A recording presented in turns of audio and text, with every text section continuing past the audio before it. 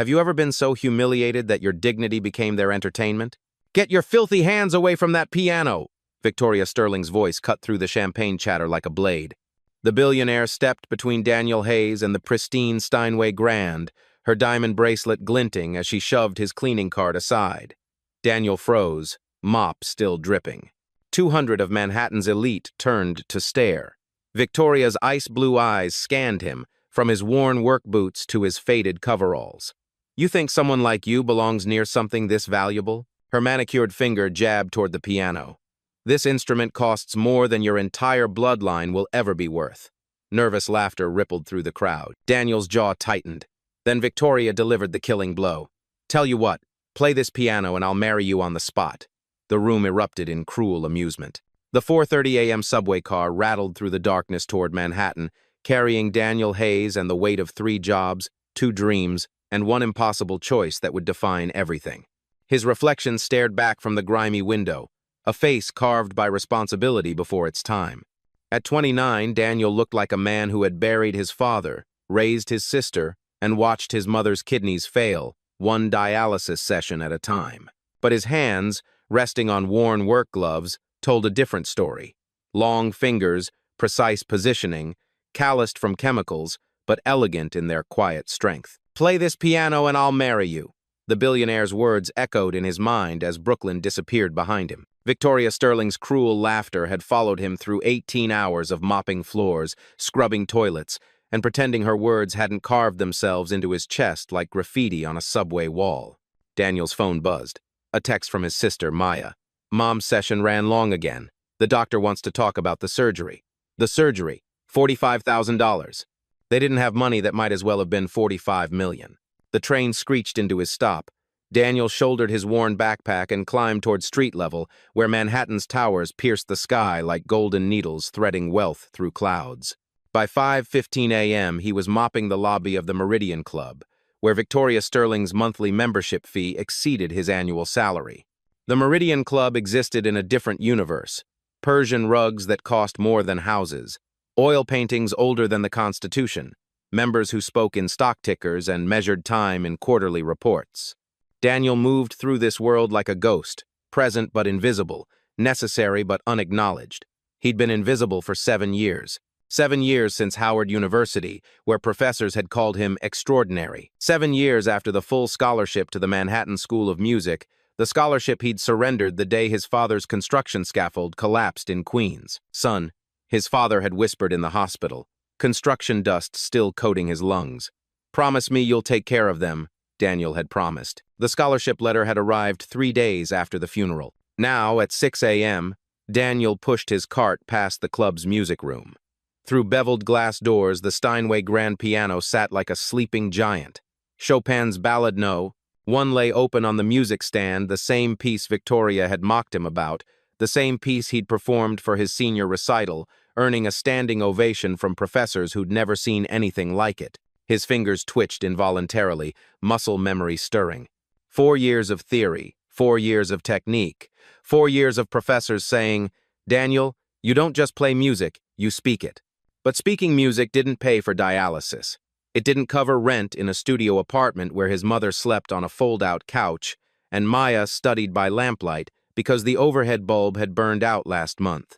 Daniel's current world measured exactly 420 square feet in Bed-Stuy, a space where his mother's medical equipment dominated the living room, where Maya's homework covered the kitchen table they'd inherited from their grandmother, where Daniel slept on an air mattress that deflated slightly each night, requiring morning adjustments before work. The apartment smelled like disinfectant and dreams deferred. Maya's college acceptance letters sat unopened on the counter.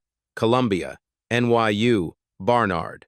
Discussing tuition felt like discussing Mars colonization, theoretically possible, practically impossible. On the kitchen wall hung their only family photo. Daniel at his Howard graduation, arms around his parents, Maya beaming in her high school cap and gown. Before the scaffolding, before the diagnosis, before everything became about survival instead of living. But Daniel had found his refuge. Every Tuesday and Thursday night, after the Lincoln Center cleaning crew finished their official rounds, security guard Marcus Williams himself, a former jazz musician, would unlock practice room C for exactly 2 hours. Brother, Marcus had said 6 months ago, catching Daniel humming while mopping. These hands weren't made for mops. Those midnight sessions kept Daniel sane. Alone with a beaten upright piano, he played everything from Bach to Basie, Mozart to Monk. His fingers remembered what his life had forgotten. That excellence existed beyond circumstance. That beauty transcended bank accounts. Last Thursday, he played Chopin's Ballade No. 1, the same piece Victoria had used as ammunition. Daniel had performed it flawlessly, each note precise, each phrase breathing with an emotion that 7 years of silence had only intensified. When he finished, Marcus had stood in the doorway, tears streaming. "Danny, that wasn't playing, that was praying." But prayers didn't pay bills. Prayers didn't fund surgeries. Prayers didn't silence the voice in Daniel's head that whispered he was wasting his life, one mop stroke at a time. His phone buzzed again. Maya got into Columbia. Full academic ride, but they want an answer by Friday about the music supplement. Said if you could just record something. Daniel stopped mopping. Maya had applied to Columbia's dual program, pre-med and music composition. She'd inherited their father's mind for science and their family's gift for music. But the music supplement required a recording of an original composition performed by a skilled pianist. Daniel was that pianist, had always been that pianist. But recording meant exposure, recording meant risk. Recording meant stepping out of the shadows where survival was predictable, even if it was suffocating. He thought about Victoria Sterling's words. "Play this piano and I'll marry you." The challenge hadn't been about marriage. It had been about power, about putting him in his place, about reminding him that some spaces like that Steinway, like success, like dignity, weren't meant for people like him. Daniel resumed mopping, but his movements had changed. Each stroke was deliberate, controlled, like finger exercises on a keyboard. Because somewhere between Victoria's cruelty and Maya's deadline, between his mother's medical bills and his father's dying wish, Daniel Hayes was beginning to realize that invisibility wasn't protection. It was a prison. And maybe, just maybe, it was time to break out. The grandfather's gold watch on his wrist, the only inheritance his father had left, ticked toward 7 a.m. Soon the members would arrive. Soon, Victoria Sterling would glide through these halls, her diamond bracelet catching the light, her cruel words echoing in marble corridors. Soon, Daniel would have to choose between staying invisible and becoming unforgettable. Victoria Sterling arrived at the Meridian Club like a storm system, beautiful, devastating, and impossible to ignore. Her Bentley Mulsanne purred to the curb at exactly 8:47 a.m., 3 minutes before her scheduled arrival. The valet rushed forward, but Victoria was already stepping out, her Louboutin heels clicking against the marble with the precision of a metronome marking time for lesser mortals. She moved through the club's entrance hall like she owned it, which, technically, her family trust did. The Sterling name adorned a brass plaque by the door, right next to Rockefeller and Vanderbilt. Old money, the kind that didn't need to announce itself because everyone already knew. "Good morning, Miss Sterling." The concierge's voice carried the practiced reverence reserved for members whose monthly fees exceeded most annual salaries. Victoria didn't respond. She never responded to service staff unless absolutely necessary. In her world, acknowledgement was currency, and she didn't waste money on people who couldn't return the investment. Her platinum blonde hair caught the morning light streaming through stained glass windows as she glided toward the elevators. Every detail of her appearance had been calculated. The Chanel suit that cost more than most cars. The tennis bracelet featuring diamonds from 3 different continents. The 10-carat engagement ring she wore despite being single because the ring wasn't about marriage. It was about power. Behind her trailed her usual entourage. James Roth, her chief financial officer, scrolling through pharmaceutical stock reports. Dr. Chen, the club's resident physician who validated her health initiatives, and Rebecca Parker, her publicist, documenting every moment for social media optimization. "The wellness gala is trending," Rebecca murmured, holding up her phone. "Number Sterling Cares has 2.3 million impressions since yesterday." Victoria's smile was as sharp as surgical steel. Sterling Pharmaceuticals had raised insulin prices by 340% last quarter, but tonight's charity gala would position her as a healthcare champion. The irony was delicious and profitable. They entered the club's main ballroom, where tonight's event would unfold. Workers scurried around like ants, hanging banners and adjusting lighting. Victoria's ice-blue eyes scanned the room with predatory precision, cataloging every detail that might require correction. Her gaze stopped on the Steinway grand piano positioned center stage. "Why is that there?" Her voice carried the chill of liquid nitrogen. James consulted his tablet. The entertainment committee thought live classical music would elevate the ambiance. Very sophisticated. Sophisticated. Victoria rolled the word around her mouth like wine she was considering spitting out. "Who's performing?" James scrolled frantically. "It doesn't specify. I believe it's decorative." Victoria approached the piano like a general surveying battlefield terrain. The instrument was magnificent, a concert grand worth $180,000. Its ebony surface reflected the ballroom's crystal chandeliers. Sheet music sat open on the stand. Chopin's Ballad No. 1. She recognized the piece, had been forced to attempt it during her mandatory childhood piano lessons at the Dalton School. She'd quit after 6 months, declaring classical music tedious and irrelevant. Her instructor had diplomatically suggested she might find fulfillment in other pursuits. "Ma'am," a maintenance worker approached hesitantly. "Should we move this for tonight?" Victoria's attention snapped to the man like a laser finding its target. He was older, Hispanic, wearing the same uniform as the rest of the invisible army that kept her world functioning. "Do you play piano?" she asked. The man blinked, clearly unsure if this was a trick question. "No, ma'am. Of course you don't." Victoria's laugh tinkled like breaking crystal. "Silly of me to ask." She ran her manicured finger along the piano's edge, leaving no mark on the perfect surface. But her mind was working, calculating angles like a predator, studying prey migration patterns. Tonight's gala would host 200 of the most influential people in Manhattan. Senators, pharmaceutical executives, European nobility, tech titans, all gathered to celebrate her generosity while she positioned herself for next quarter's hostile takeover of Meridian Therapeutics. The evening needed something memorable, something that would trend beyond Rebecca's hashtags, something that would remind everyone exactly who held power in this room. Victoria's phone buzzed with a text from her board chairman. "Sterling stock up 3% on Gala Buzz. Keep momentum going." She smiled, already formulating tonight's entertainment. The piano would stay exactly where it was. "Rebecca," she called, not turning around.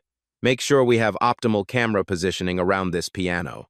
I have a feeling tonight's gala will be unforgettable." As Victoria continued her inspection, Daniel Hayes pushed his cleaning cart past the ballroom's service entrance. Through the glass doors, he could see her standing beside the Steinway, her presence transforming the space into something between a courtroom and a coliseum. She caught his reflection on the piano's surface and turned slightly, those ice-blue eyes meeting his for exactly 2.3 seconds.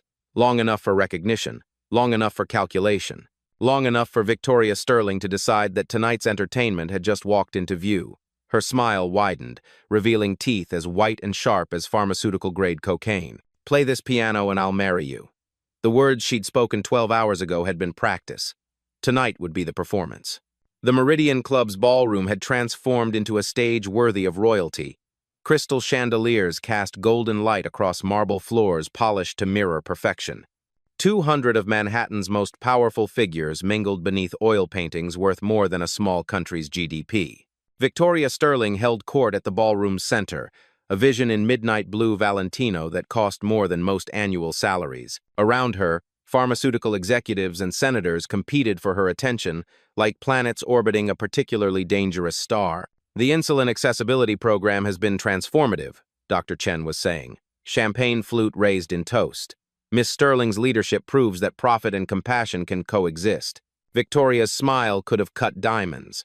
Sterling Pharmaceuticals had tripled insulin prices while launching a compassionate care program that helped exactly 0.3% of affected patients. But tonight wasn't about mathematics. It was about optics. "Ladies and gentlemen," she announced, her voice carrying across the ballroom with practiced authority. "Before we begin tonight's formal program, I'd like to address something that's been troubling me." Conversations paused. Phones emerged from designer purses. Victoria Sterling, troubling herself over anything, was newsworthy. "Earlier today, I discovered something quite disturbing about our club's standards." Victoria's ice-blue eyes scanned the crowd, building suspense like a conductor preparing an orchestra. "It seems our service staff believe they understand fine culture." Nervous laughter rippled through the crowd. Senator Albright whispered to his wife, "Here we go." Near the service entrance, Daniel Hayes had been quietly refilling water glasses when Victoria's words froze him mid-step. He'd hoped to complete his evening duties invisibly, but Victoria Sterling had other plans. "Daniel," she called, her voice sharp as a scalpel. "Would you join us, please?" 200 pairs of eyes turned toward him. Daniel felt the weight of their collective gaze like physical pressure, but he moved forward steadily, carrying himself with dignity despite his simple black uniform. "This morning," Victoria continued, her voice gaining theatrical momentum, "I discovered our custodial staff examining our priceless Steinway grand piano. Not cleaning it, mind you. Studying it, as if someone of his background could possibly comprehend such artistry." The crowd murmured appreciatively.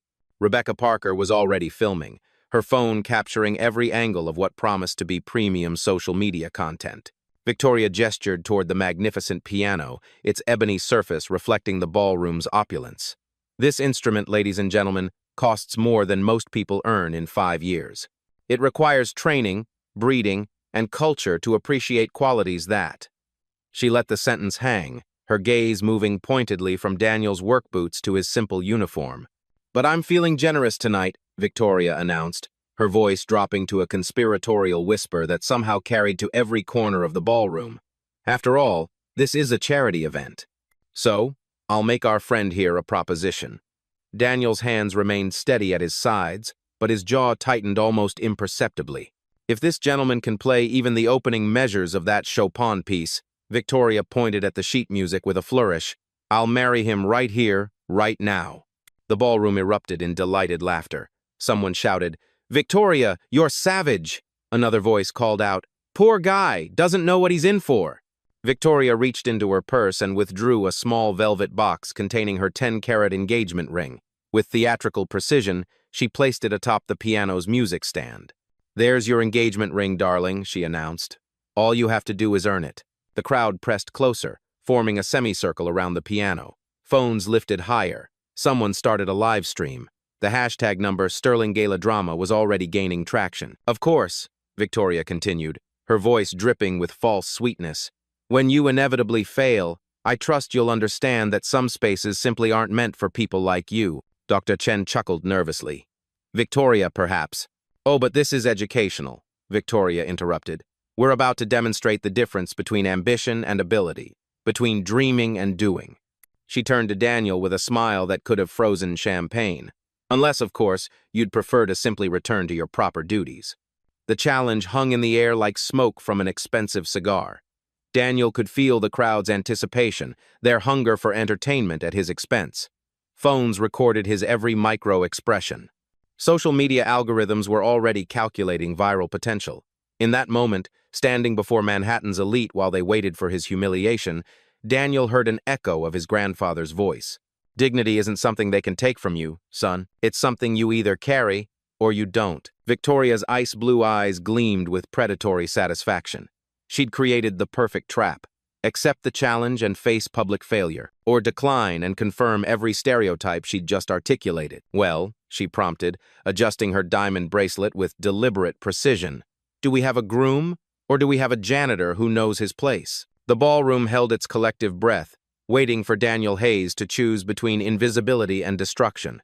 The piano waited too, its keys reflecting the ballroom light, like a smile full of perfect teeth. Time moved like honey in winter. Daniel stood in the center of 200 predatory gazes, each phone camera a tiny eye recording his humiliation for eternal replay. The ballroom's marble floor seemed to tilt beneath his feet, threatening to send him sliding toward either dignity or destruction. Victoria Sterling's engagement ring caught the chandelier light, 10 carats of mockery perched atop sheet music that might as well have been written in hieroglyphics. At least, that's what everyone expected him to think. "Tick-tock," Victoria sang softly, checking her diamond Cartier watch. "Don't keep your bride waiting, sweetheart." Senator Albright's wife whispered loudly enough for Daniel to hear, "Poor man probably can't even read music." Another voice, "This is painful to watch." Daniel's mind raced through calculations. Viral humiliation, job termination, his family's medical bills, Maya's Columbia deadline, his mother's surgery, the scholarship that could change everything or destroy what little they had left. But then, cutting through the noise of fear and consequence, came his grandfather's voice from a memory 20 years old. "Danny, they can take your job, your money, even your dreams, but they can't take what God put in your fingers and your heart." His grandfather, who'd played piano in Harlem jazz clubs before Jim Crow, made music a luxury he couldn't afford, who'd worked construction by day and taught Daniel scales by lamplight, who'd died believing his grandson would one day make music that mattered. Daniel's hand moved instinctively to his wrist, where his grandfather's gold watch rested beneath his uniform cuff. The metal felt warm against his skin, a reminder of promises made and potential waiting. He thought about Maya, brilliant and determined, needing just one recording to complete her Columbia application. He thought about his mother, dignified, even as dialysis stole her strength piece by piece. He thought about his father's dying words. Take care of them. Taking care meant more than paying bills. It meant showing them that surrender wasn't hereditary, that being underestimated wasn't the same as being defeated. Daniel raised his head, meeting Victoria's ice-blue gaze directly. For the first time since childhood, he allowed his full height to assert itself, shoulders squaring, spine straightening into the posture his music professors had called regal. He removed his work gloves slowly, deliberately, revealing hands that bore both the calluses of survival and the elegant length of artistry. His grandfather's watch caught the light, gold gleaming against dark skin like defiance made manifest. "I accept your proposal, Miss Sterling," Daniel said, his voice carrying a new authority that seemed to shift the ballroom's acoustic balance. "But when I'm done, I expect you to honor it." The crowd stirred, sensing something unexpected in his tone. Victoria's eyebrows rose slightly. This wasn't the cowering response she'd orchestrated. Daniel began walking toward the piano, each step measured like the opening notes of a symphony about to change everything. Daniel approached the Steinway grand piano like a man walking toward his own resurrection. The ballroom fell silent.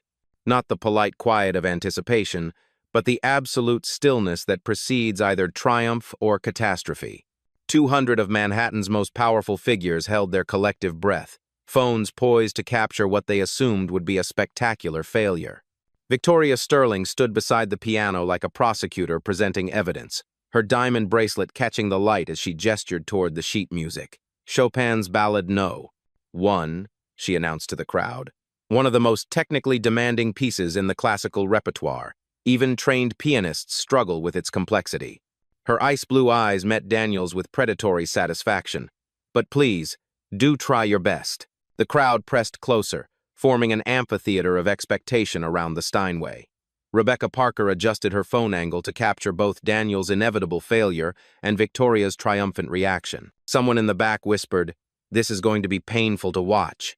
Another voice responded, "I can't look away." Daniel reached the piano bench, his work boots silent against the Persian rug. For a moment he simply stood there, taking in the instrument's magnificent presence. The Steinway was a monument to human craftsmanship, $180,000 of precision engineering. Its ebony surface reflected the ballroom's crystal chandeliers like black water under starlight. He had dreamed of playing an instrument like this. During those midnight sessions at Lincoln Center, hunched over a beaten upright piano with 3 broken keys and a sustain pedal that stuck, he'd imagined what it would feel like to have 88 perfect keys responding to his touch with concert hall precision. Now, surrounded by people who expected him to fail, he was about to find out. Daniel sat on the bench, adjusting its height with movements so practiced they seemed automatic. His hands hovered over the keys, feeling the instrument's energy like heat from a forge. The crowd pressed closer. Phones lifted higher. Social media algorithms were calculating viral potential. "This should be good," someone whispered. "How long before he gives up?" another voice murmured. $10 says he doesn't make it past the first page, Senator Albright muttered to his wife. "I'll take that bet," Dr. Chen replied unexpectedly. "Something about his posture." Victoria's smile widened. She'd choreographed this humiliation perfectly. The public challenge, the impossible piece, the guarantee of failure that would cement her superiority while providing premium entertainment for Manhattan's elite. The number Sterling Gala Drama was already trending with 50,000 mentions. Daniel flexed his fingers, a subtle movement that revealed the elegant length of digits shaped by years of disciplined practice. The calluses from cleaning chemicals couldn't hide the natural grace of hands that had been born to make music. His grandfather's gold watch caught the light, a reminder of legacy and promise. He tested the piano's action with a few silent key presses, feeling the instrument's response. The Steinway's touch was magnificent, sensitive enough to respond to the slightest dynamic variation, powerful enough to fill concert hall. Daniel's eyes closed briefly, and when they opened, something fundamental had shifted. The janitor was gone. In his place sat an artist. He closed his eyes and took a breath that seemed to draw silence from the very air. When his fingers touched the keys for the first time, the contact was so gentle it barely produced a sound, a whisper of music that somehow commanded absolute attention. The opening of Chopin's Ballade No. 1 emerged, like dawn breaking over still water. Single notes, precise and clear, each one placed with the delicacy of a surgeon and the confidence of a master. Daniel's left hand joined with soft bass notes that seemed to make the ballroom's marble floors vibrate in harmony. The crowd's smirks began to fade. Victoria's eyebrows drew together almost imperceptibly. This wasn't the hesitant fumbling she'd expected. The notes were clean, purposeful, technically correct, but surely he would stumble when the piece became more demanding. By measure 8, Daniel's posture had completely transformed. His shoulders relaxed into a muscle memory earned through 10,000 hours of practice. His wrists floated above the keys with the fluid grace of a conductor leading an invisible orchestra. The shy janitor had vanished, replaced by an artist whose presence filled the vast ballroom like incense. Dr. Chen's champagne glass paused halfway to his lips. "That's actually quite sophisticated," he murmured to his companion. European nobility in the crowd began to pay genuine attention. Count Alessandro de Marco, who owned a collection of rare Stradivarius instruments, leaned forward with the expression of a man recognizing something valuable.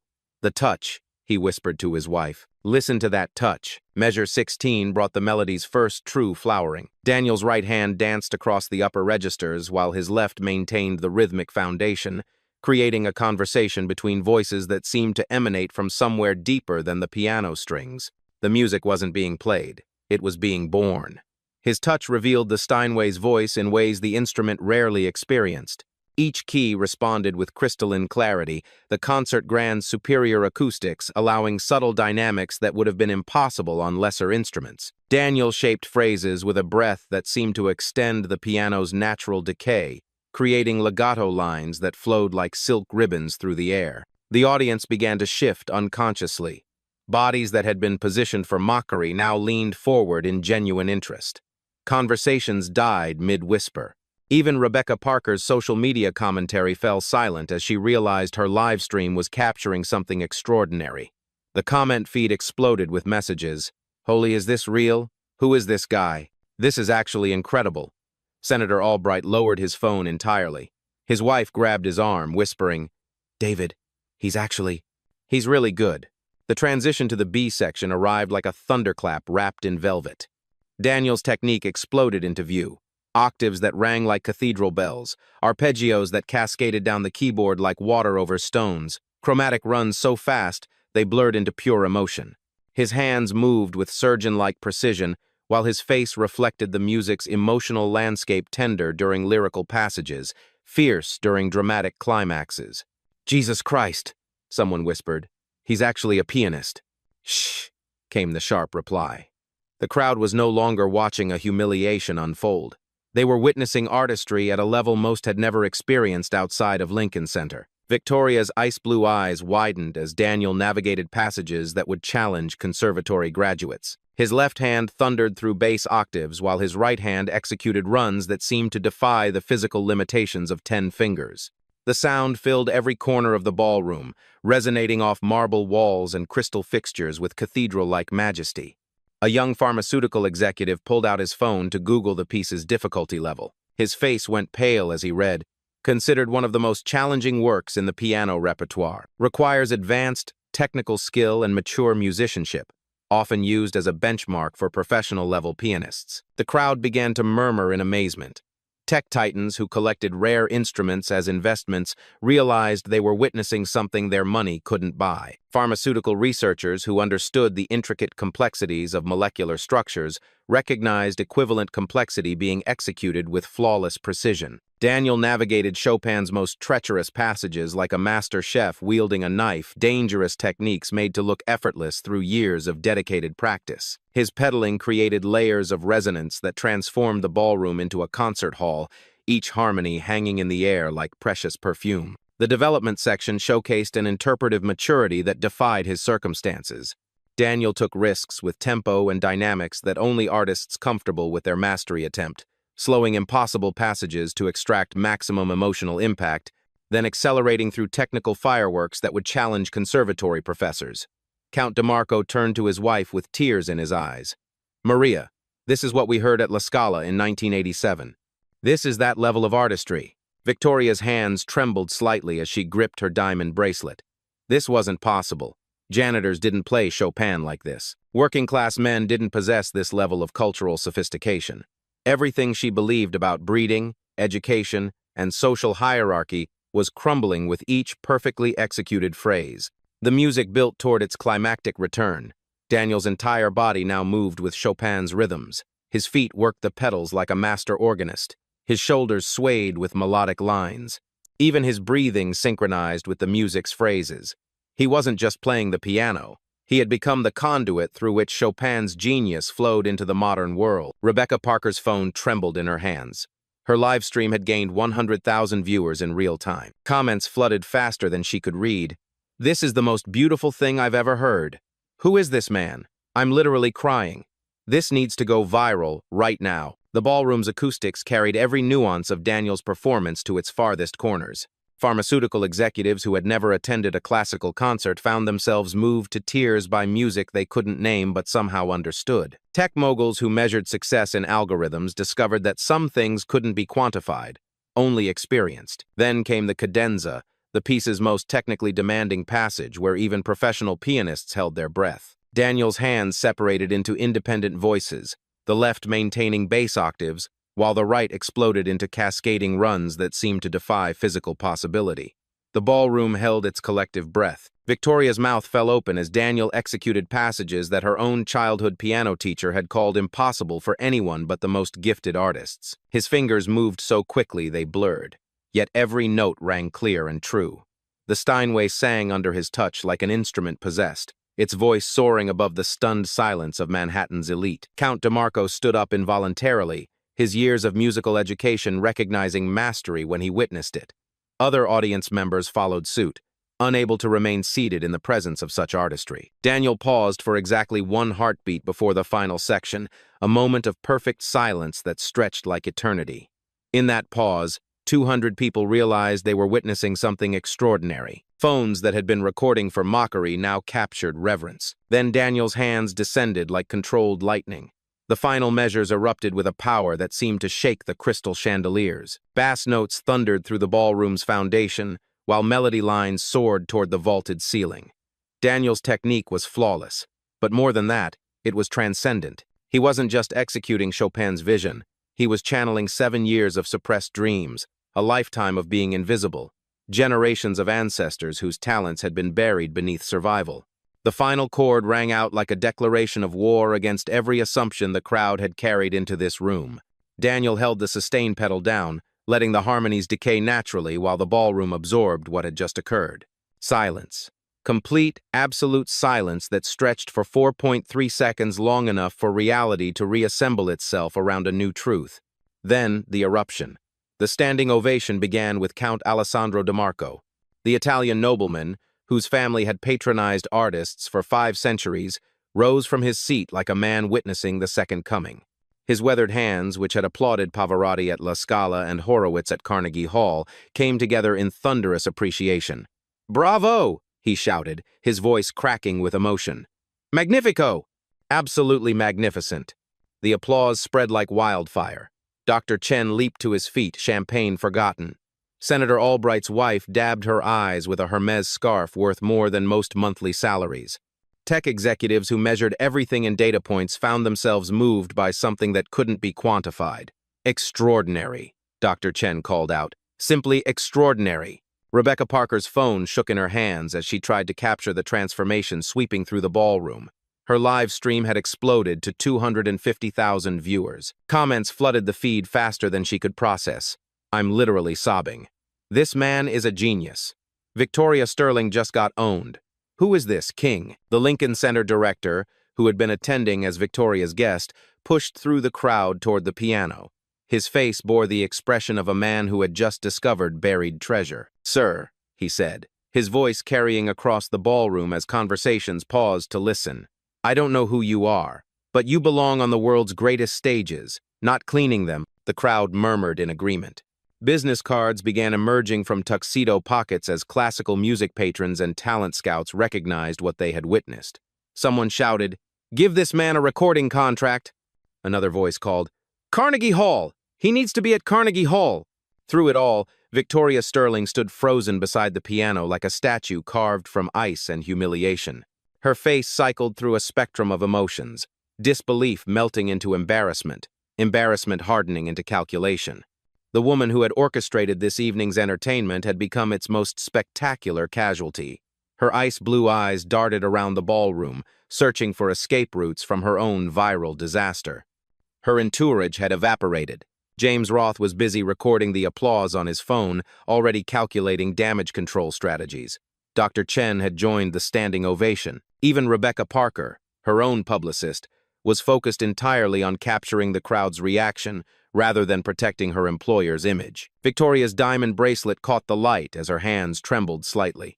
The 10-carat engagement ring still sat atop the piano's music stand, a monument to her miscalculation. What had been intended as props for Daniel's humiliation had become evidence of her own spectacular misjudgment. Daniel remained seated at the piano bench, his chest rising and falling with the exertion of channeling Chopin's masterpiece. Sweat beaded on his forehead, but his expression carried the quiet satisfaction of a man who had just proven that excellence recognizes no boundaries. He stood slowly, his work uniform somehow transformed into the costume of triumph. The applause intensified as he rose, 200 pairs of hands celebrating not just his performance, but his very existence. For 7 years, Daniel Hayes had been invisible in this world. Now, he commanded its complete attention. He turned to face Victoria directly, his brown eyes meeting her ice-blue gaze with steady confidence. The janitor, who had trembled under her mockery, had been replaced by an artist who knew his worth. "Miss Sterling," Daniel said, his voice carrying clearly across the ballroom despite the continuing applause. "I believe you have a wedding to plan." He gestured toward the engagement ring perched on the music stand, his movement precise and elegant. "Should I clear my calendar?" The ballroom erupted in delighted laughter and renewed applause. Someone whistled appreciatively. Another voice shouted, "She walked right into that one." Victoria's face flushed crimson beneath her perfectly applied makeup. Her mouth opened and closed without sound, a billionaire rendered speechless by a janitor's dignity. The woman who had built an empire on strategic cruelty had just been outmaneuvered by someone she had considered beneath her notice. Daniel reached for his work gloves, which he had placed beside the piano bench. With deliberate precision, he set them down next to Victoria's engagement ring, the contrast stark and meaningful, calloused protection beside pampered luxury. "The pleasure," he said softly, "was all mine." The power dynamic that had defined the evening's opening had been completely reversed. Victoria Sterling, who had commanded every room she entered for 35 years, now stood peripheral to her own event.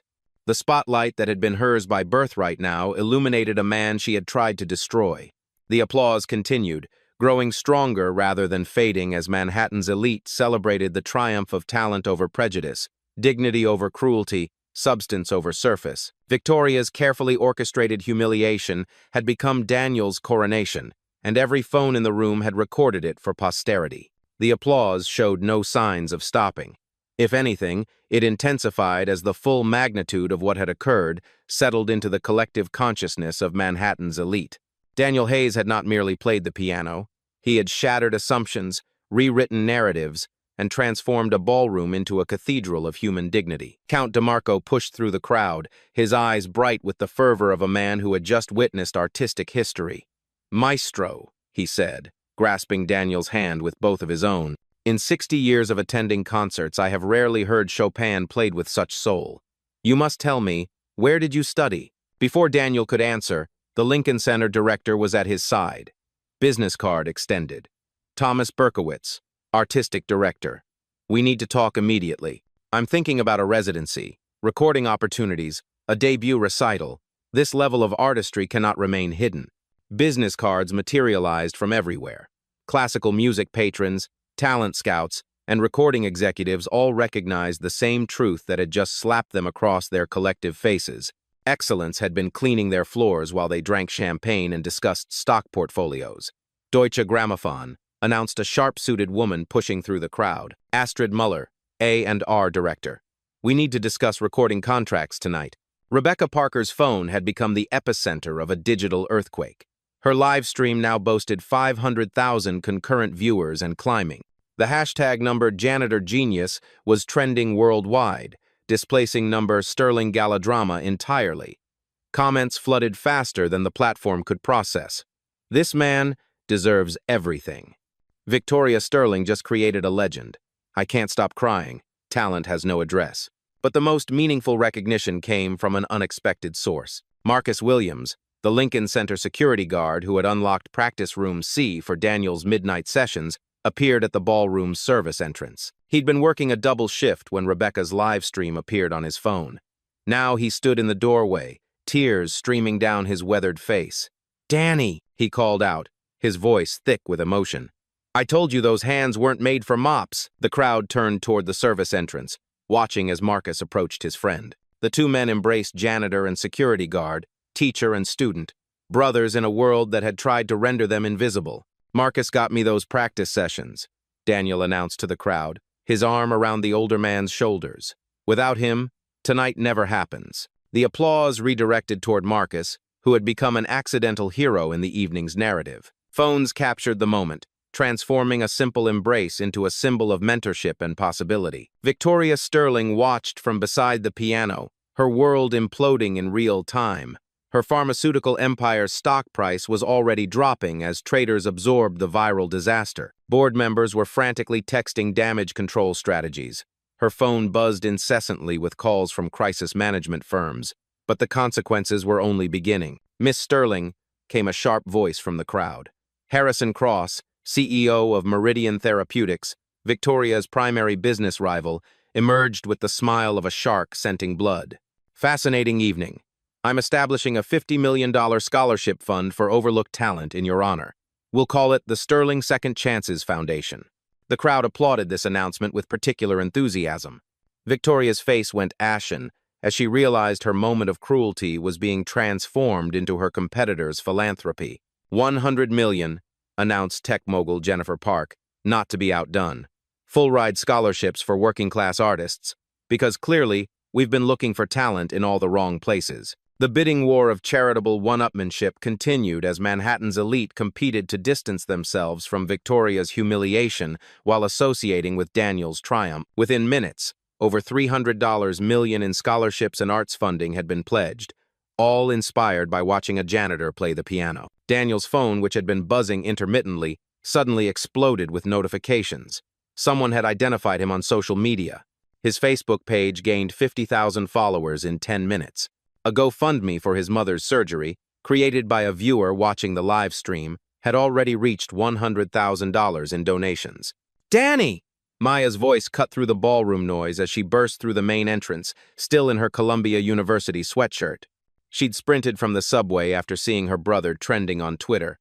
"What the hell is happening? You're literally everywhere." The crowd parted as Maya rushed to her brother, her eyes wide with disbelief. "Mom's watching on Facebook Live from the hospital," she whispered. "She's crying. Happy crying.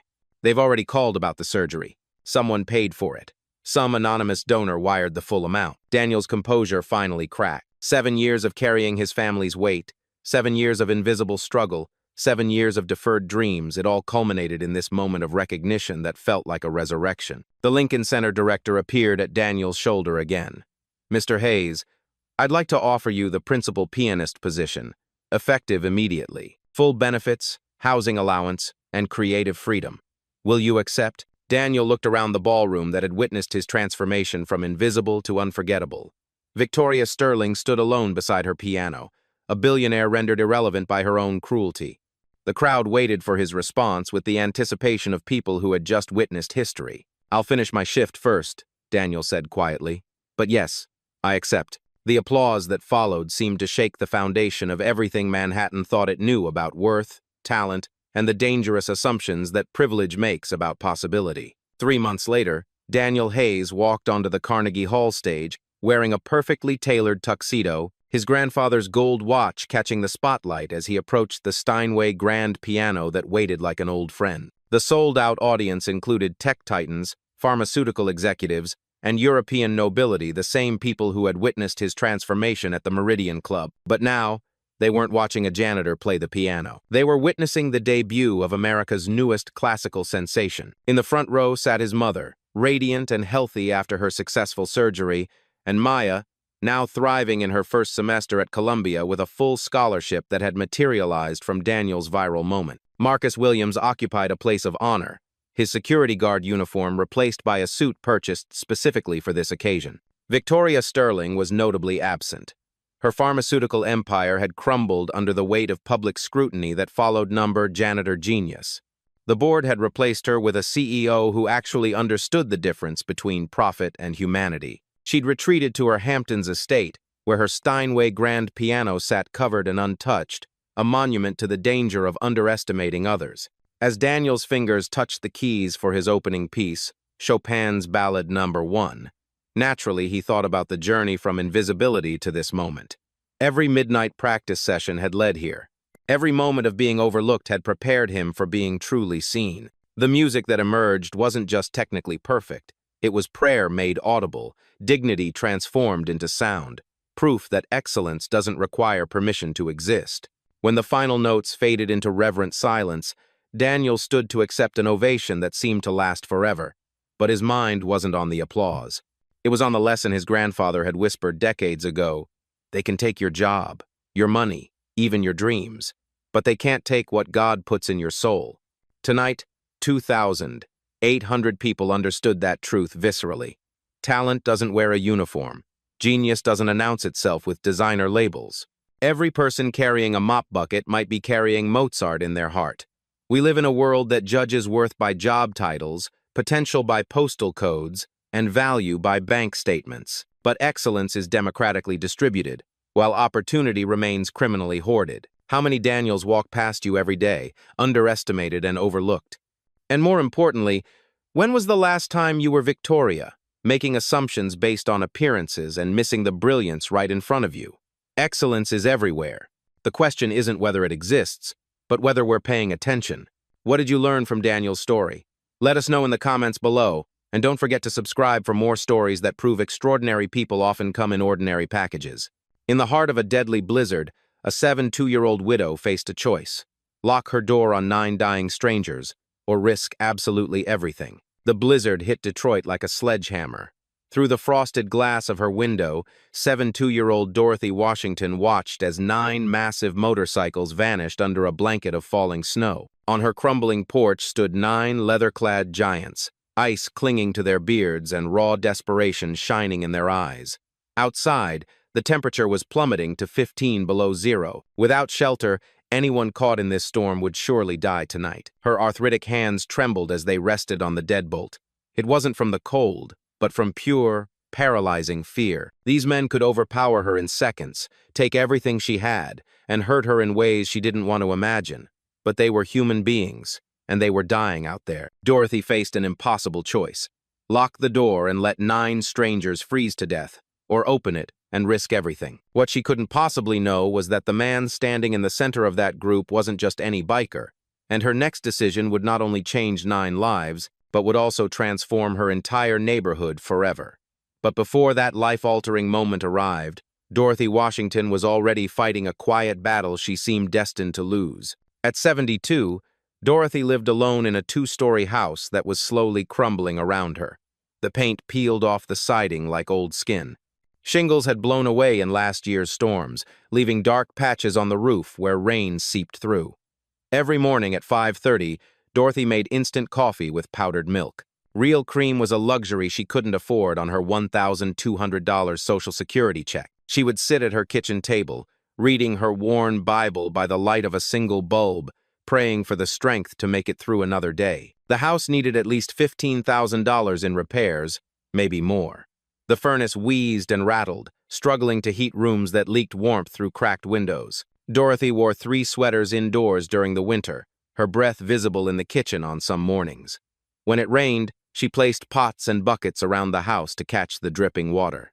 The steady ping, ping, ping echoed through the empty rooms like a countdown timer. Her medicine cabinet told the story of her sacrifices. Blood pressure pills that should have been taken daily were rationed to every other day. Her diabetes medication was stretched thin because the prescription cost more than her weekly grocery budget. She had learned to make the hard choices between staying alive and staying fed. Every Tuesday, Dorothy walked 6 blocks to the grocery store with a calculator in her purse. She would add up the prices as she shopped, putting items back when the total exceeded $47. That was her weekly food budget after rent, utilities, and medicine. The neighborhood around her was dying, too. 3 houses on her block stood abandoned, their windows boarded up like closed eyes. Broken streetlights left long stretches of darkness where anything could happen. Young men gathered on corners, suspicious of the police, but they were always respectful when they passed Dorothy's porch. "Morning, Miss Dot," they would call out. She would wave back, knowing their mothers had raised them right, even if the streets were trying to teach them wrong. Despite everything, Dorothy maintained her standards. She swept her front steps every morning, watered her dying houseplants with dishwater, and kept an American flag displayed prominently despite the missing shingles above it. Her late husband, Robert, had served in Vietnam, and that flag meant something. The old CB radio from Robert's trucking days still worked, crackling occasionally with voices she didn't recognize. Sometimes, she would hear motorcycle groups communicating in codes she didn't understand. The radio was one of the few connections she had to the outside world when her cell phone had no signal. Dorothy's posture remained military straight despite her hardships. Robert had taught her that dignity wasn't something poverty could take away. She still baked cookies for the neighborhood children when she could afford the ingredients, let them use her bathroom when they played outside, and fed stray cats with food she could barely spare for herself. The loneliness was the hardest part. Her daughter, Regina, lived in California, building her own life with her own family. Her son, Jerome, was deployed overseas, serving his country just as his father had. Dorothy was proud of them both. But pride didn't fill the empty rooms or warm the cold nights. She refused to ask for help. Her children had their own struggles, their own bills to pay. She wouldn't become a burden. She wouldn't guilt them into sacrificing their futures for her comfort. Some mornings, Dorothy would stand at her kitchen sink, looking out at the broken neighborhood, and whisper the same prayer. "Lord knows I've made it this far. I just need to make it through another winter. The house may be falling down, but I'm not." Her neighbors had learned to keep their distance, not because Dorothy was unfriendly, but because she had standards. She called the police when drug dealers set up shop too close to the elementary school. She reported loud parties that kept working families awake. She maintained her property even when everyone else had given up. They thought she was difficult. They didn't understand she was fighting for something bigger than herself. This neighborhood had raised her children. Every sidewalk crack held memories of scraped knees she had bandaged. Every tree had shaded birthday parties and barbecues when times were better. Dorothy sorted her pills into a weekly container each Sunday, making them last as long as possible. She had learned which medicines were absolutely necessary and which ones she could skip when money was tight. Her body ached constantly, but complaints wouldn't pay the bills. The CB radio crackled more frequently lately, picking up transmissions from groups that seemed organized, disciplined. Sometimes, she would hear fragments, road conditions, welfare checks, community service. It reminded her of Robert's old trucking buddies, looking out for each other on long hauls. But that was a different world. A world where people still believed in helping strangers, where a man's word meant something, where service to others mattered more than service to yourself. Dorothy didn't know that world was about to come knocking on her door. As she prepared for bed that March evening, checking the locks twice and adjusting the thermostat down to save money, Dorothy had no idea that the biggest test of her faith was less than 12 hours away. Outside, the first snowflakes began to fall. Then came the storm that would test everything Dorothy believed about helping strangers. The Weather Service had been warning about it for 3 days. An unprecedented March blizzard was heading for Detroit, bringing with it life-threatening conditions. Temperatures would drop to 15 below zero with 60-mile-per-hour wind. Power lines would snap. Roads would become impassable. Dorothy had lived through plenty of storms, but something about this one felt different, more dangerous, more final. At 6:47 that evening, the ancient furnace in Dorothy's basement finally gave up. She heard it wheeze, rattle, and then fall silent with a mechanical sigh that sounded almost human. Within minutes, the temperature in the house began to drop. Dorothy pulled on a third sweater and called her daughter, Regina, in California. "Just checking in, baby," she said, forcing cheerfulness into her voice. How are my grandbabies? She didn't mention the furnace. She didn't want Regina worrying about things she couldn't fix from 2,000 miles away. Dorothy had learned long ago that some burdens were meant to be carried alone. By 7:23, her breath was visible in the kitchen. The old space heater she plugged in immediately tripped the house's ancient electrical system. The lights flickered and died, leaving Dorothy in complete darkness. She found the CB radio by feel, switching it on by the glow of its amber display. Static filled the air, broken by fragmented emergency calls. Roads blocked by fallen trees. Bikes won't start in this cold. Hypothermia risks increasing. Need shelter fast. Dorothy realized that motorcyclists were stranded somewhere nearby. In this weather, exposed to the elements, they wouldn't survive the night. The temperature inside her own house was dropping rapidly. Without heat, Dorothy faced her own survival crisis. Her diabetes made her circulation poor, and the cold affected her worse than most people. Her fingers were already growing numb, making it hard to work the radio dial. She might not survive the night either, but somehow, the strangers outside were facing immediate death from exposure. And Dorothy Washington had been raised to believe that when someone needed help, you helped, no matter what. The moral conflict tore at her. Every news story she had ever heard about motorcycle gangs flashed through her mind. Bar fights, drug rumors, violence. Recent incidents in Detroit where bikers had terrorized businesses and intimidated families. Every survival instinct screamed at her to stay inside, lock the doors, and let someone else deal with whatever was happening out there. But what would Jesus do? What would Robert do? Outside, the storm was getting worse. The windows rattled violently in their frames. Snow fell horizontally, making visibility zero. Tree branches snapped like gunshots in the darkness. Dorothy's old Honda was already buried completely under the snow. Even if she wanted to leave, escape was impossible. At 8:15, a thunderous pounding shook her front door. Through the frosted glass, Dorothy could make out 9 massive silhouettes. Leather jackets, chains glinting in the porch light, beards covered in ice. They looked like giants, like something from a nightmare. Her heart hammered against her ribs. Her arthritic hands fumbled for her cell phone, but the storm had knocked out the towers. No signal. The landline was dead, too. The CB radio was her only communication with the outside world. But these men needed help now. Not in an hour when help might arrive. Now. More pounding on the door. It was urgent but not violent. Desperate but not demanding.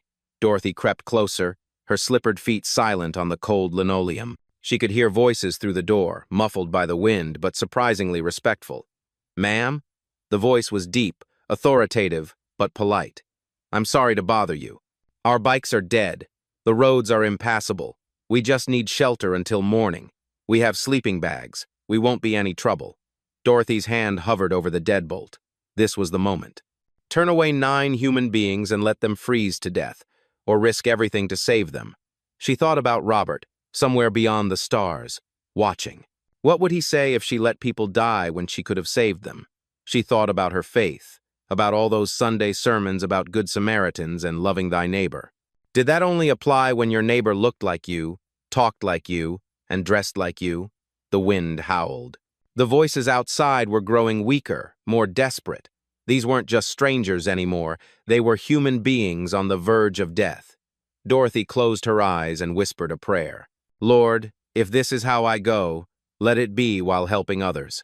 Her hand reached for the deadbolt, but what she was about to discover would change everything she thought she knew about the men standing on her porch. What happened next went against every survival instinct but revealed who Dorothy really was. The deadbolt clicked open. 9 giants filed through her doorway, stomping snow and shaking ice from their beards. But instead of chaos, Dorothy witnessed something unexpected: military precision. "Thank you, ma'am," the leader said, removing his helmet to reveal gray hair and weathered features. "We won't forget this kindness." "The kitchen's the warmest room," Dorothy managed, her voice steadier than she felt. "I'll make coffee." The bikers moved with organized efficiency. No shouting, no disorder. The leader's voice cut through the group like a command. "Sound off. Any injuries?" "Frostbite on the fingers, Sergeant. Nothing serious. All good here." "Ready for orders?" Dorothy paused. "Sergeant." These men responded like soldiers, not gang members. They arranged their sleeping bags with mathematical spacing across her living room floor. When Dorothy offered her couch, they refused in unison. You keep your comfort, ma'am. We're used to sleeping rough. The leader organized them into duties without being asked. Two men examined her dead furnace with flashlights. Others checked her smoke detector batteries. One quietly inventoried the medicine bottles on her kitchen counter. Ma'am, he asked softly, when did you last eat a real meal? Dorothy's cheeks burned. I eat fine. Yes, ma'am. Just asking. She served instant coffee in mismatched mugs, apologizing for not having real cream. These leather-clad giants praised it like the finest restaurant coffee they had ever tasted. This is perfect, ma'am. Thank you. Haven't had coffee this good in weeks. You're too kind, Miss Dorothy. Dorothy Washington. Friends call me Dot. The leader extended a gloved hand. Pleasure to meet you, Miss Dot. Well, you can call me Eagle. From the basement came muffled conversation and the sound of tools. 20 minutes later, her furnace rumbled back to life. The igniter was shot. One of the mechanics reported to Eagle. Jerry rigged something temporary. It should hold till she can get the proper parts. Dorothy felt warmth flowing through the vents for the first time in hours. How much do I owe you? Nothing, ma'am. Just neighbors helping neighbors. Eagle organized a watch schedule while Dorothy prepared what little food she had. Canned soup stretched with extra water and crackers that weren't too stale. The men shared military rations from their packs, insisting that Dorothy eat first. Ma'am, you take the good stuff. We're used to eating anything. As the night deepened, Dorothy's fear transformed into something else. Curiosity. These were not the dangerous criminals she had imagined. They spoke quietly among themselves, using terms she recognized from Robert's army days. Perimeter secure, all quiet. Next watch in 2 hours. One man stood guard by the front window while the others slept. When Dorothy got up at 3 a.m. for her medication, she found Eagle sitting alert in the darkness. All quiet, ma'am, he whispered. Rest easy. We've got you covered. For the first time in 3 years, Dorothy felt completely safe in her own home. Dawn came gray and cold, but the storm was breaking. Eagle woke his men with quiet efficiency. They cleaned Dorothy's floors better than she had cleaned them in months, and packed their gear with military precision. Every man thanked Dorothy personally before leaving. No loud voices, no crude language, just genuine gratitude from what appeared to be genuinely good men. Eagle approached last, pulling a thick envelope from his jacket. Miss Dot, this is for the furnace repair, the utilities, whatever you need. Dorothy pushed it back firmly. I didn't help you for money, his eyebrows raised. Clearly, he wasn't used to refusal. Ma'am, most people would have. I'm not most people. Dorothy's voice carried a quiet dignity. You're good men. I can see that now. That's enough payment. Eagle studied her face as if he were memorizing it. What's your full name, ma'am? Dorothy Washington. Why? Instead of answering, he pulled out a business card, hesitated, then put it away. From his pocket, he produced a small metal keychain with an eagle logo and letters underneath. MCVET. My call sign, he said. If anyone bothers you, show them this. Anyone at all. Dorothy didn't recognize the significance, but she accepted it gracefully. Eagle also handed her a folded piece of paper. My personal number. Anything, and I mean anything you need, you call me. I don't expect anything, Dorothy replied. Just be safe out there. Ma'am, you don't understand. Eagle's voice carried a weight she didn't recognize. In our world, debts get paid. Always. There's no debt, Dorothy insisted. Just neighbors helping neighbors. What happened next surprised everyone, including Dorothy. Eagle snapped to attention and delivered a full military salute. It was sharp, precise, perfect. The other 8 men immediately followed suit, saluting Dorothy Washington as if she were a commanding officer. Dorothy stood confused but deeply touched by the gesture. She didn't understand what it meant, but she felt its importance. Ma'am, Eagle said, lowering his salute, you saved 9 lives last night. In our world, that matters. That means everything. I just did what anyone would do. No, ma'am, you did what heroes do. The bikes started immediately. They had somehow fixed them during the night while Dorothy slept. Each man waved as they rode away, their engines rumbling in formation down her quiet street. Dorothy stood on her porch, watching them disappear, holding the keychain and the phone number. The house behind her was warm. Her floors were clean. Her furnace worked. But something had changed in Dorothy, too. For the first time in years, she felt connected to something bigger than her own survival. She looked at the keychain again. MCVET. What did that mean? And why had they saluted her like a soldier? Dorothy filed the phone number in her Bible and went inside to make a real breakfast. She had a feeling she was going to need her strength for whatever came next, because something told her this wasn't over. Something told her it had only just begun. She had no idea that refusing their money would lead to something far more valuable than cash could ever buy. After the bikers disappeared down her street, Dorothy returned to her warm kitchen with questions spinning through her mind. The keychain felt heavier in her palm than its actual weight. The business card Eagle had almost given her. Why had he changed his mind? The morning light revealed just how thoroughly these men had cleaned her home. The floors were scrubbed spotless, the windows wiped clear, and even her old coffee pot gleamed like new. They had left behind small improvements everywhere. A loose cabinet handle was tightened, a wobbly table leg was secured, and the batteries were replaced in her smoke detector. Most telling of all, they had stacked firewood by her back door wood that definitely hadn't been there before. Where did it come from? When had they found the time to gather it? Dorothy examined the keychain more closely. The eagle design was intricate, professional. Below it were those mysterious letters, MCVET. The metal was high quality, like something official, something earned. She tried to remember everything about their departure, the way they had stood at attention, the precision of their salutes, and how Eagle had said, "In our world, debts get paid." What world was that? Dorothy made herself a proper breakfast for the first time in months. Real eggs instead of stretching one into 2 meals, and toast with actual butter instead of margarine. The furnace hummed steadily, filling her house with a blessed warmth. As she ate, fragments of their conversations replayed in her memory. "Sound off. Any injuries? Sergeant, all good here. Perimeter secure. We've got you covered." It was military language, not gang slang, not criminal code words. It was the precise terminology Robert had used during his Army years.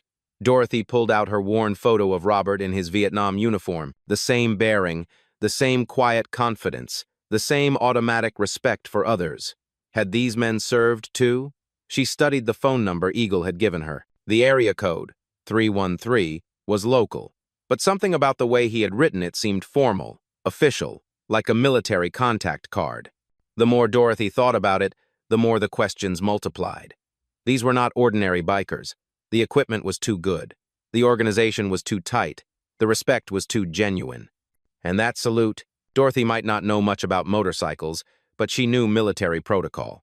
You didn't salute civilians unless they had earned it somehow, unless they were family of those who had served, unless they were something special. Dorothy's phone rang.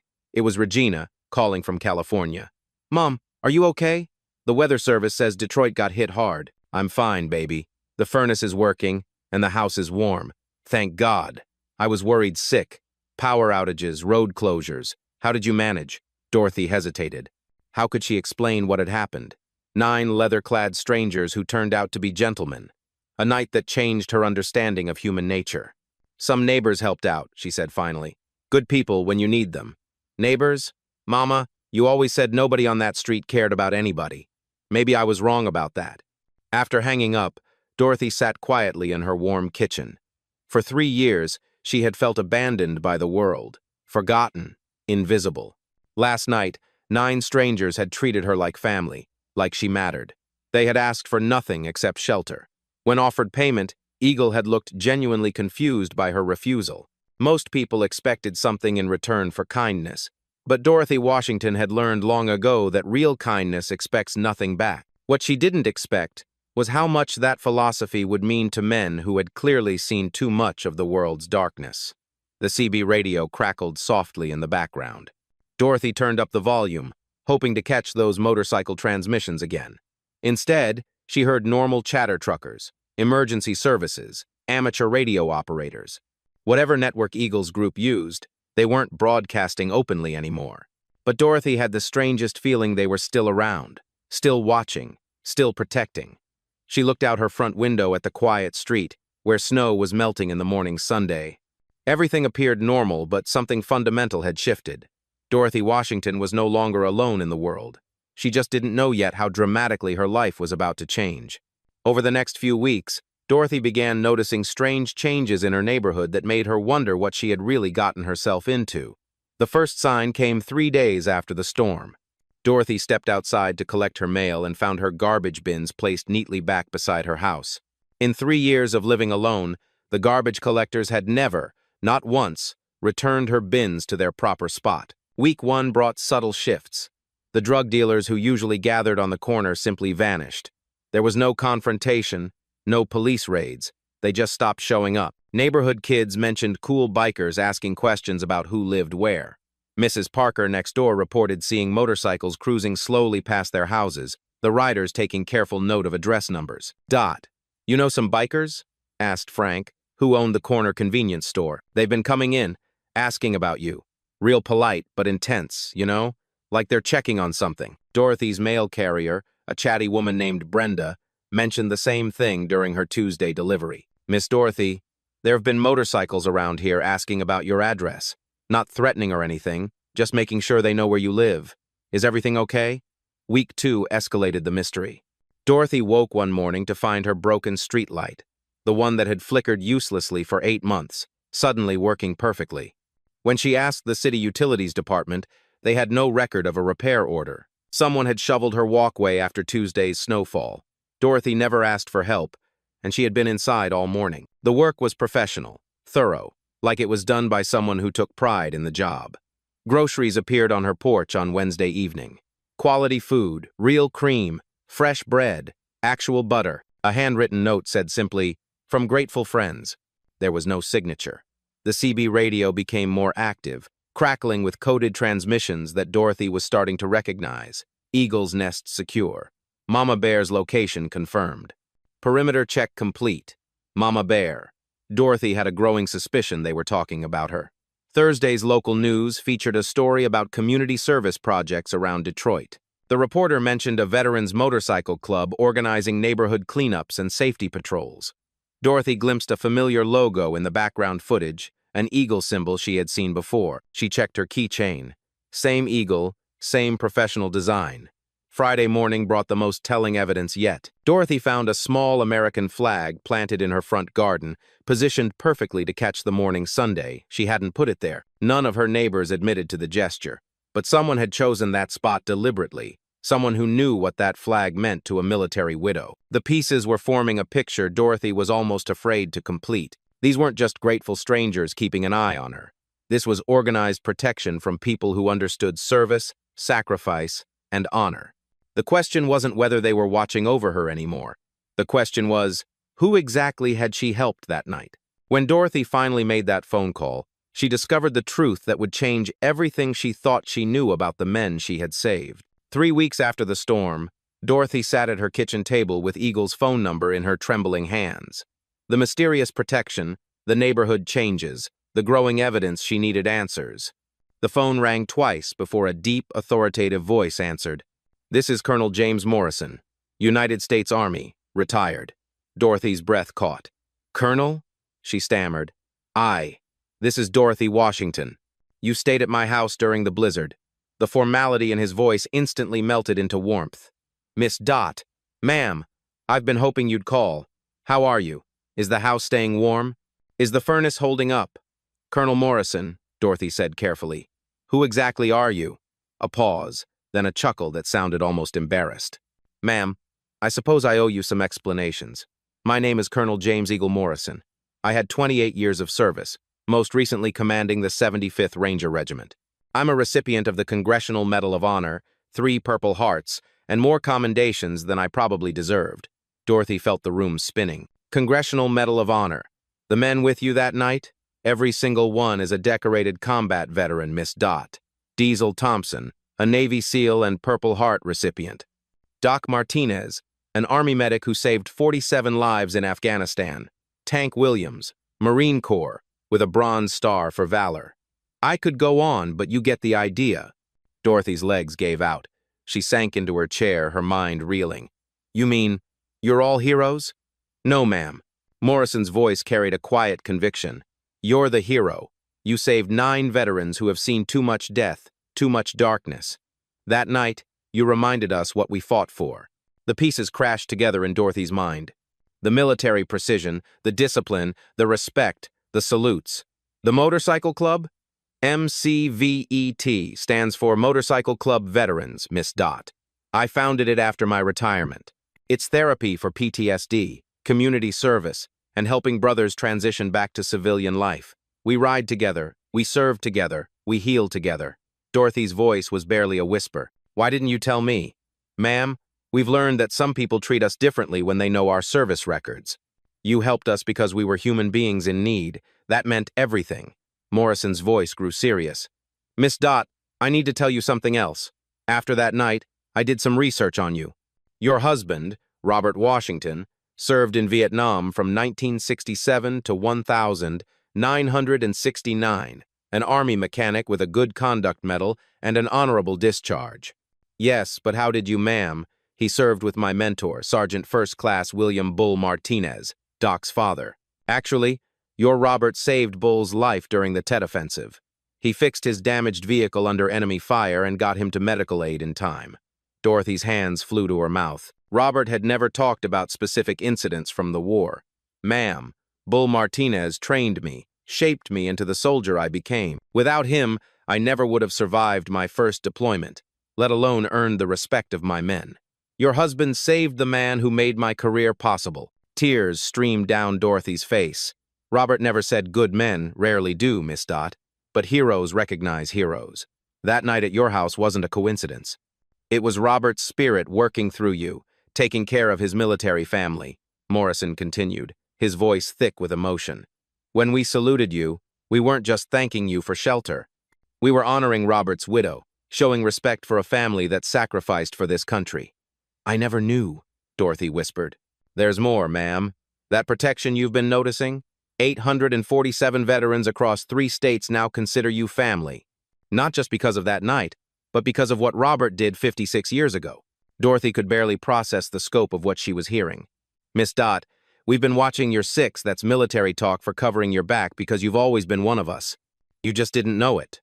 The CB radio crackled in the background as if responding to Morrison's words. Dorothy finally understood those coded transmissions. Eagle's Nest is secure, she said softly. Yes, ma'am, that's you. You're our Eagle's Nest, our safe harbor. Every veteran in this network knows your address, your situation, and your importance to our brotherhood. Morrison's voice carried both promise and protection. Ma'am, you will never want for anything again. Not because we owe you a debt, though we do, but because you're family. You've always been family. Dorothy understood now why the neighborhood felt safer, why the dealers had disappeared, why her needs were mysteriously being met. She wasn't just under protection, she was under the care of a military family that spanned the entire Midwest. That salute, Dorothy said, remembering the full military honors. Ma'am, that was for the widow of a hero, from grateful soldiers who understand sacrifice. Dorothy looked out her window at the quiet street, seeing it with completely new eyes. The American flag someone had planted in her garden, the careful attention to her property, the respectful distance that still conveyed absolute security. Colonel Morrison, she said finally, what happens now? His answer would change her life forever. Now, Miss Dot, we take care of our own, and you've got over 800 sons who will die before they let harm come to you. Dorothy Washington, who had spent 3 years feeling forgotten by the world, had just discovered she was surrounded by a family she never knew existed. And the story was just beginning. What Colonel Morrison offered next would solve every problem Dorothy had ever faced and create possibilities she had never dared to dream.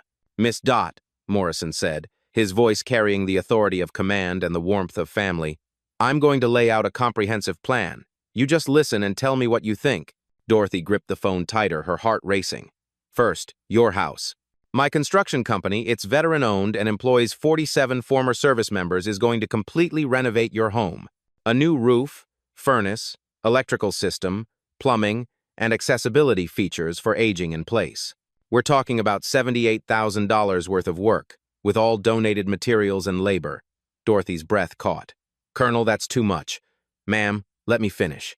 You'll stay in the guest house on my property during the renovation. For 6 weeks, everything will be provided. My wife, Sarah, has already prepared the room and can't wait to meet you.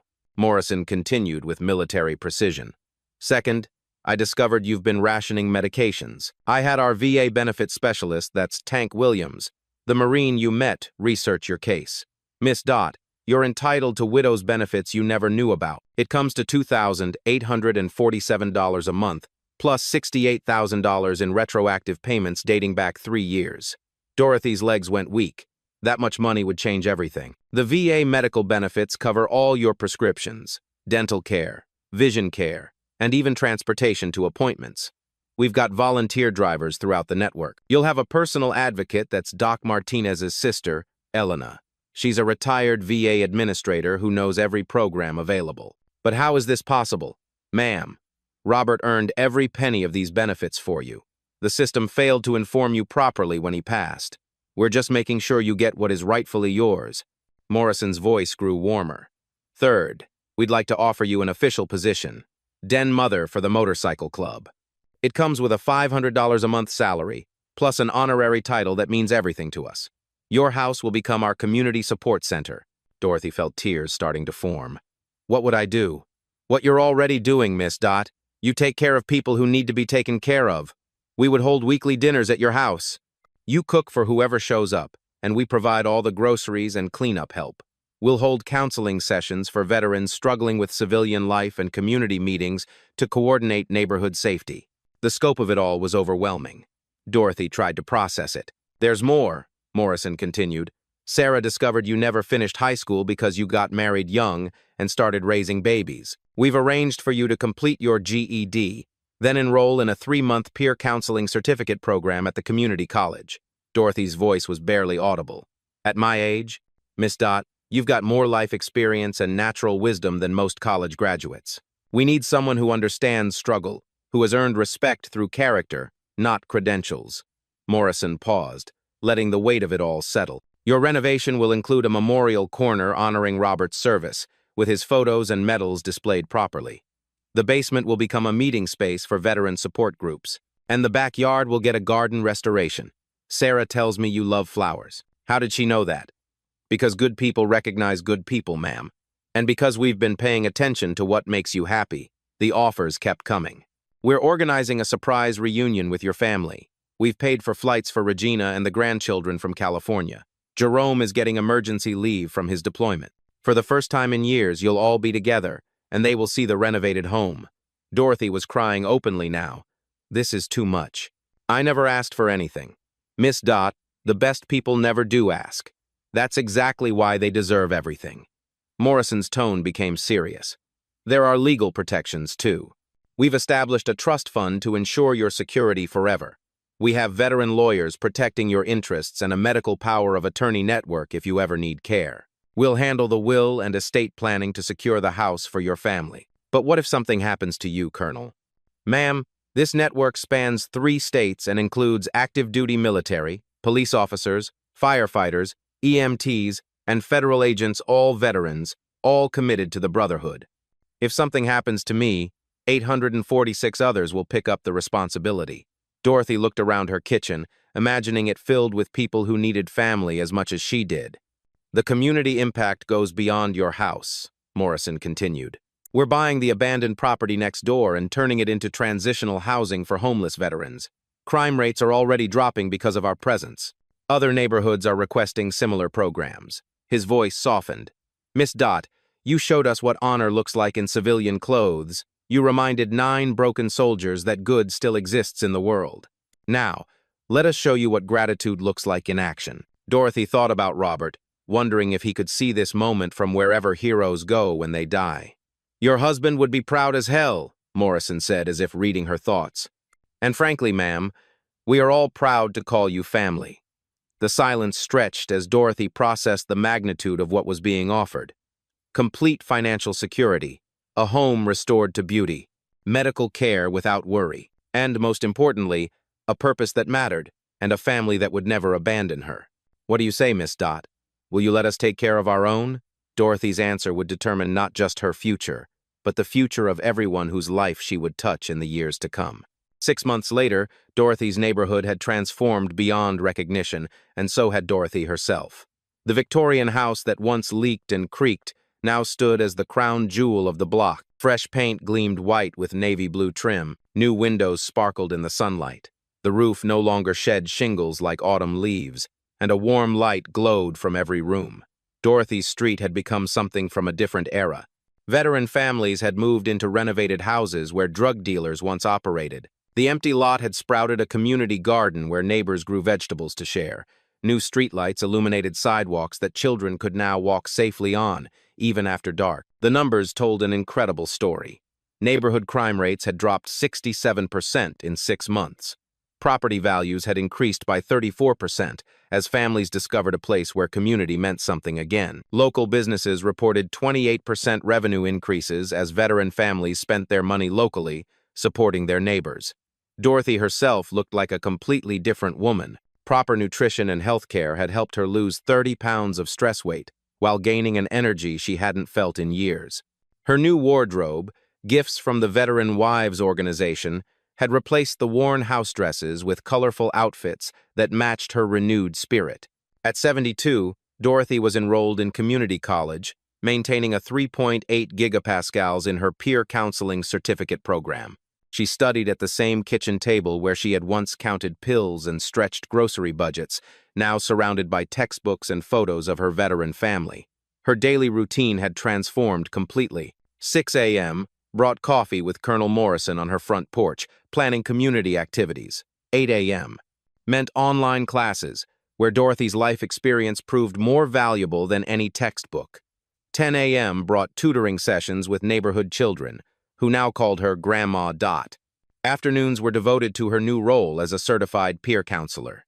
Veterans drove from across the state to talk with Dorothy Washington, the widow who understood loss, struggle, and finding hope in the darkness. Her basement counseling space stayed booked weeks in advance. The media attention had been overwhelming at first. Local news featured Dorothy's story as the grandmother who united a community. National veteran magazines ran cover stories about her work.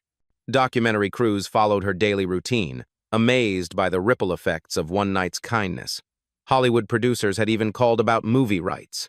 Dorothy was considering their offer, but only if the proceeds funded veteran housing programs in other cities. Everything she touched now seemed to multiply into opportunities for others.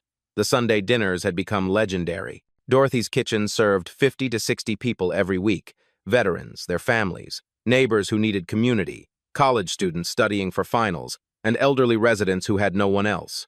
The dining room, which Morrison's crew had expanded, now buzzed with conversation in 3 languages as the neighborhood diversified with new families.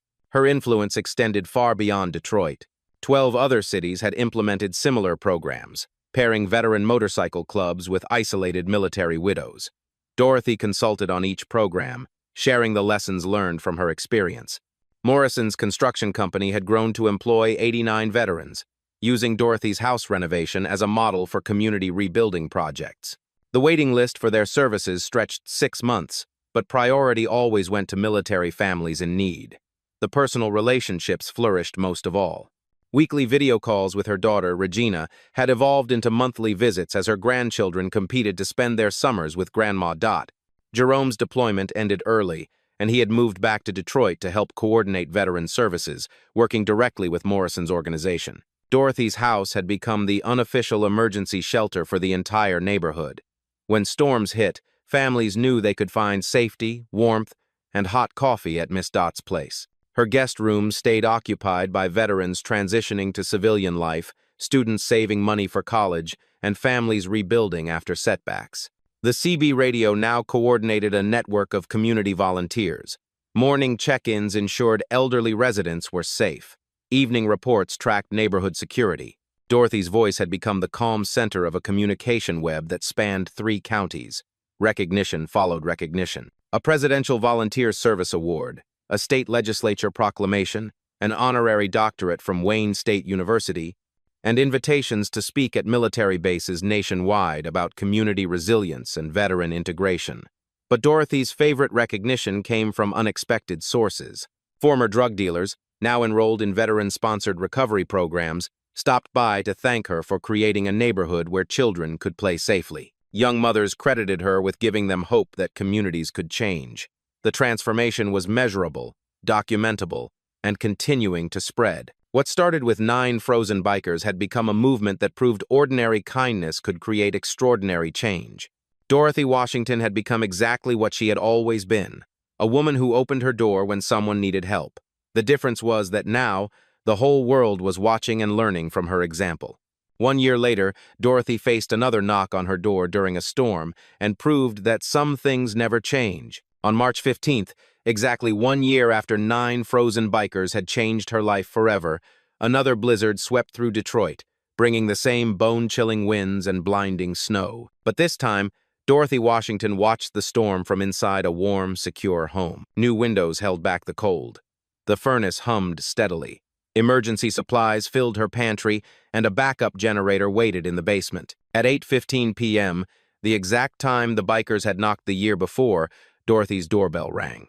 She smiled instead of trembling. Through the glass, she saw a young Hispanic family huddled together, a man in his 20s and a woman holding a crying baby, both shivering in inadequate clothing. Their car sat dead in her driveway, covered in snow. Dorothy opened the door immediately. Come in, she called out, just as she had a year ago. Let me make some coffee." The young father looked embarrassed, desperate. "Ma'am, I'm so sorry to bother you. Our car died, the phone's dead, and we just need to call for help. The baby is cold, and we didn't know where else to go." "No apologies needed," Dorothy said, ushering them into her warm kitchen. "You did exactly the right thing by coming here." As she prepared hot chocolate and sandwiches, Dorothy learned their story. Miguel had recently been discharged from the army after 3 tours in Afghanistan and was struggling with PTSD and civilian adjustment.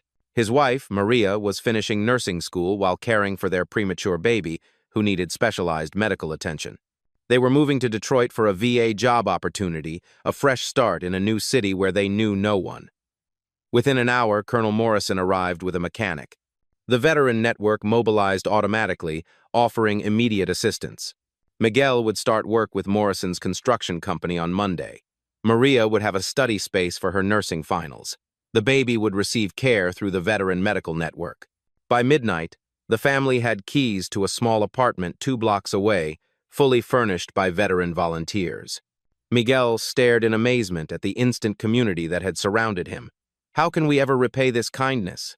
Dorothy smiled, offering the same response she had given Morrison a year ago. "Just help the next person who needs it. That's how kindness grows." As the family settled safely in their new home, Dorothy returned to her kitchen. She looked at Robert's photo on the mantel, which was now surrounded by pictures of her extended veteran family. "We did good, didn't we, baby?" she whispered. Through the window, she watched Morrison's crew clearing the family's driveway. The CB radio crackled with check-ins from veteran patrols across the city. Her phone showed 17 text messages from neighbors making sure she was safe. Dorothy checked the weather forecast. Another storm was coming next week. She smiled and restocked her coffee supplies. More people might need help, and Dorothy Washington would be ready. Outside, snow continued to fall on a neighborhood where no one had to face the storms alone anymore. Dorothy's story teaches us a powerful lesson. You do not need wealth or power to change the world. You only need the courage to open your door, to see the humanity in a stranger, and to act with kindness when fear tells you to hide. We all face our own blizzards, and we all have neighbors fighting their own storms. The question is, when your moment comes, will you be someone's Dorothy? If this story moved you, please share your thoughts in the comments below. Like this video to spread the message that kindness matters, and subscribe to the channel for more inspiring stories about the everyday heroes who walk among us.